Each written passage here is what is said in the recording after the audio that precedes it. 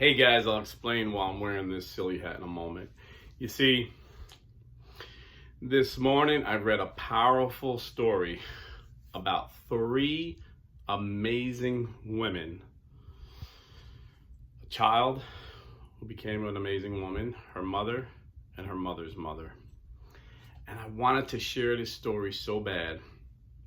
But one of the most important things I learned from the Navy at a young age is you have to have priorities. So my priorities today was, number one, I had to get to Mass. Number two, I had to go see my mom. And then number three, I had to go to work. God calls us men to provide for our families, and sometimes if it requires us to work two jobs, we work two jobs. That's what we do. That's why they call us men and not boys. Now, the second job is Capone's Dinner Theater, where I act like a gangster and I wait tables. Saturday night's a great night. Sunday night's usually not that good, but you got to take one with the other. And Sunday nights I really dread going to, because then I got to get up early tomorrow. But I took tomorrow off. I took a personal day and it worked out great. I got a wonderful guest I'll be interviewing. So look forward to tomorrow's video. But anyway, today I was so bummed out because I really wanted to do a video about these three amazing women, and especially it was Mother's Day. But we do what we know we're called to do, and we trust God for the rest. And I get to Capone's, and the parking lot's empty. I walk in and the manager said, "Hey, you didn't get the text? The AC broke. The show is canceled." So I get to make the video anyway. The kids took my wife out to dinner, so I'm here alone, and I'm like, what better time to make a video? So here we go. I'm gonna read a tweet by a woman named Kathy Barnette. "I am the byproduct of rape. My mother was 11 when I was conceived. In the world the left desires, I would never have been born. We need leaders with a steady hand to direct our nation through these difficult discussions. Help me by sharing." And then she puts a little video. I'm going to put a link. It's a very powerful video. In the video, this woman discusses how it all hit her. She said she was about to go to college and she wanted to serve our great country, so she joined the Army Reserves, and they needed a birth certificate. So when she got her birth certificate, she looked at it, and the first thing that struck her was it described her mother as a Negro woman. And then the second thing that just blew her away said her mother's age was 12. Her mother was 11 and she was raped by a 21-year-old man, gave birth to her at age 12. Her mother said that her mother, Mammy Joe, said, "It's not the baby's fault. You're going to give birth to this baby, and I'm going to help you raise her." Now, Kathy Barnette is running for United States Senate. A beautiful, articulate, brilliant woman running for United States Senate in Pennsylvania. And in her video that literally brought me to tears, she said, I can forgive my mom for all the mistakes she made, because at such a young age she was bound to make mistakes, but I love her so much that she gave me life, that she knew I wasn't a choice, that I wasn't a lump of cells, that I was a human being.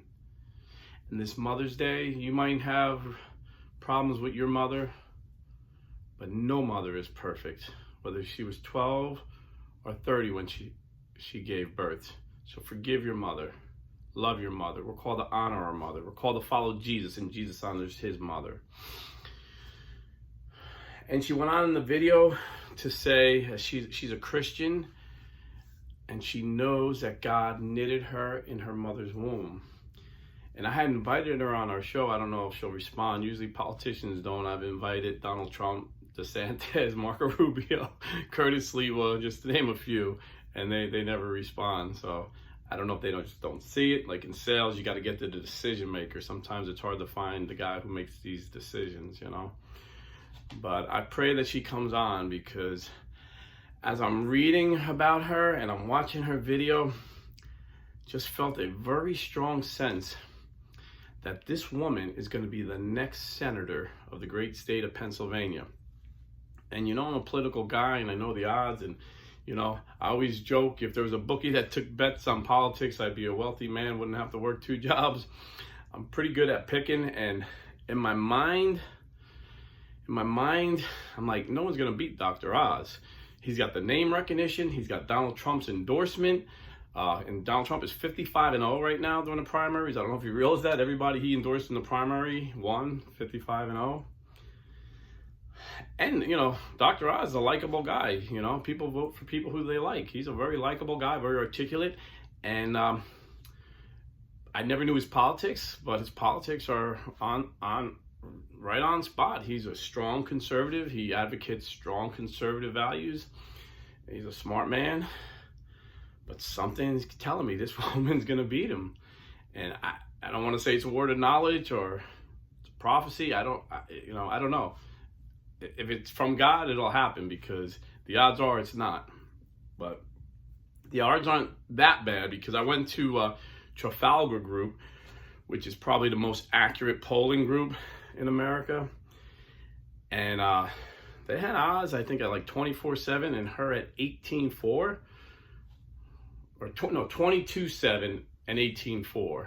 It's a little over 4%. And normally the margin of error is like 3%. So she's not, even though she's in 3rd place and he's in 1st, she's not that far away. So who knows?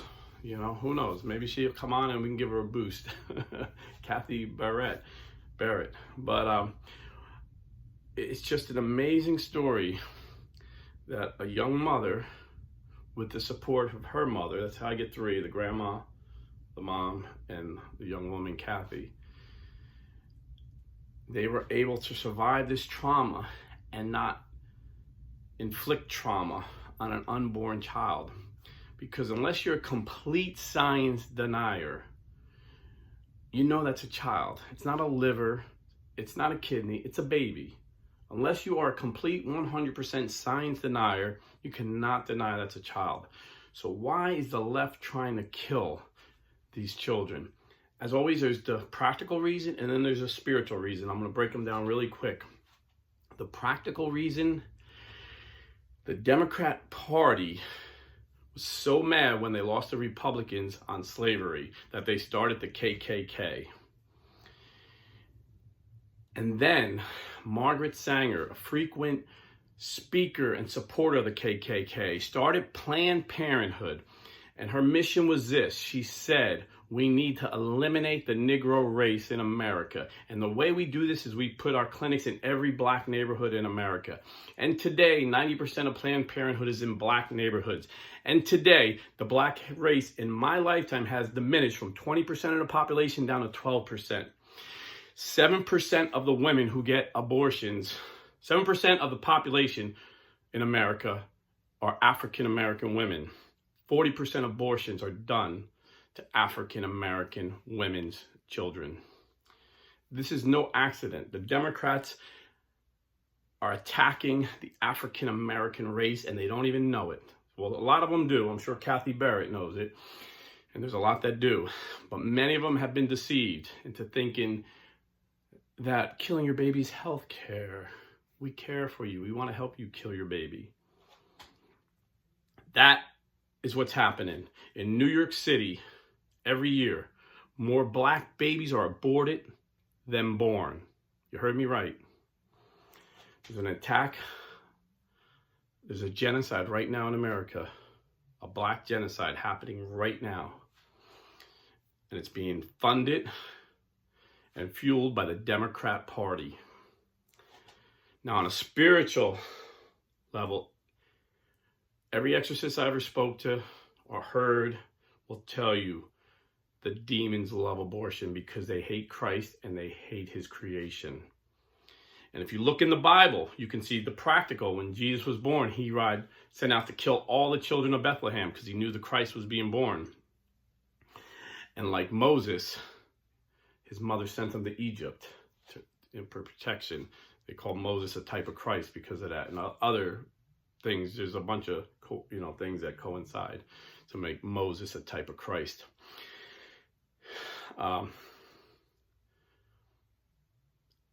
But those children, I actually just learned today, those children killed in Bethlehem, the Catholic Church honors as the first Christian martyrs.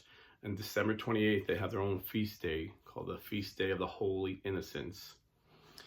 And I think it's in Mexico, they have a tradition on that day that the children rule. All little kids, like the little 4 and 5-year-olds, rule the day. They're like the bosses of the day. They decide what we're going to eat, what they're going to wear, and they play practical jokes on their parents. It's part of the tradition, which I thought was a very cute tradition that we should pick up in America. Feast Day of the Holy Innocents. But in the spiritual realm, you can look to Revelation 12 and describe Satan trying to devour the Christ child and his mother, the Queen of Heaven, destroying Satan, defeating Satan, and then Satan running, fleeing from her and coming after her other offsprings, me and you. He's trying to devour us and our children. And the devil's not going to come as this ugly demon. He's going to come out as an angel of light, the Bible warns us. Like, I'm your friend. I want to help you. Let me kill your baby. That's how the devil does it. So where do we go for protection? The Bible is clear. He's afraid of our Holy Mother Mary. So we go and we honor our mother. We don't worship our mother. We honor our mother the way Jesus honored our mother. In the same way Moses was a type of Christ. King David was a type of Christ. And Jesus is called the Son of David throughout the New Testament. And how did the Son of David, King Solomon, treat his holy mother? He called her queen. In fact, he had many wives. Like Jesus has the bride. We're the bride of Christ. He has many of us are his bride. The church is his bride. But just like King Solomon made his mother queen, Jesus made his mother queen. And just like when Queen Bathsheba came to King Solomon, the Bible says King Solomon bowed to her. Not that she had authority over him, but he had such great respect for her. And she said, Solomon, I have a request. And he said, ask, mother, and I will grant it. And you see in the New Testament, the Son of David, Jesus Christ. And Mary's his son. They're out of wine. And he said, mother, what concern is this of mine? It's not time for me to start my ministry yet. And he told the servants, just like she tells us, the servants of God, do whatever he says. And Jesus said, give me some water. And he turned the water into wine, his first miracle. So today, not only do I want to honor those 3 mothers, Kathy Barnette, Mammy Joe, and I don't know what the other one, I think Mammy Joe's her grandmother, and I don't know her mother's name, but the 3 women, the 3 Barrett women that saved Kathy's life. Honor them, but we need to honor our blessed Holy Mother Mary. Thank her for protecting Jesus going into Egypt when Joseph was told by the angel to go into Egypt, saying yes to God and telling us to obey Jesus. Mary will always lead us to Jesus. Mary will always lead us to obey Jesus. So in the same way, my Protestant brothers and sisters ask their godly mothers to pray for them, us Catholics ask our Holy Mother Mary to pray for us.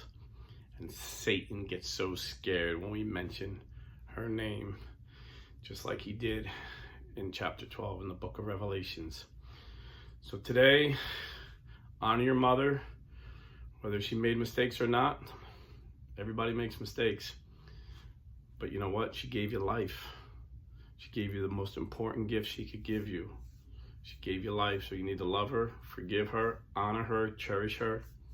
The same way we're called to love, honor, and cherish our Holy Mother in heaven. God bless and stay Catholic. And if you want to get in this fight, it's real simple. If you're buying or selling real estate, go to realestateforlife.org This is a pro-life realty group that support pro-life guys like me, and that will help you get a home or sell a home. God bless and stay Catholic.